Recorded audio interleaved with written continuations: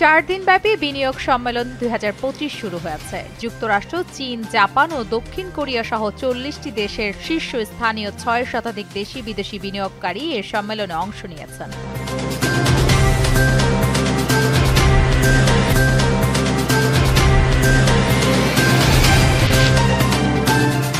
ফিলিস্তিনে ইসরায়েলি আগ্রাসনের প্রতিবাদে সারা দেশে নো ওয়ার্ক নো ক্লাস কর্মসূচি চলছে। গত রাতেই ক্লাস পরীক্ষা বর্জনের ঘোষণা দেয় শিক্ষার্থীরা। বেশিরভাগ শিক্ষা প্রতিষ্ঠানও এ নোটিশ দিয়ে সংহতি জানিয়েছে গাজার পক্ষে।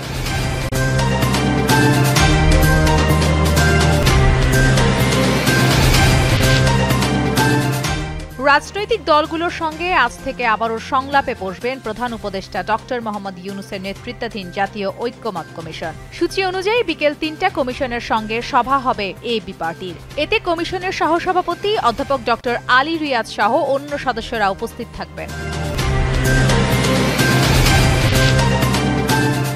ফিলিস্তিনের অবরুদ্ধ গাজা ভূখণ্ডে অবিরাম হামলা চালিয়ে যাচ্ছে ইসরায়েল। এর মধ্যে গত ২০ দিনে গাজায় প্রায় ৫০০ শিশুকে হত্যা করেছে ইসরায়েল। এক প্রতিবেদনে এ তথ্য জানিয়েছে বার্তা সংস্থা আনাদোলু।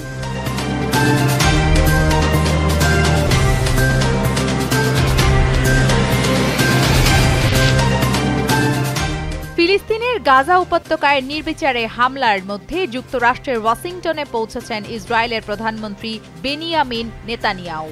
এ সফরে মার্কিন প্রেসিডেন্টের সঙ্গে গাজা যুদ্ধ পরিস্থিতি ও দেশটির ওপর যুক্তরাষ্ট্রের শুল্কারোপ নিয়ে আলোচনা করবেন তিনি। পরিমাণের সঠিক খাবার পেতে তাই আজই অর্ডার করুন ফুডি অ্যাপে। ফুডি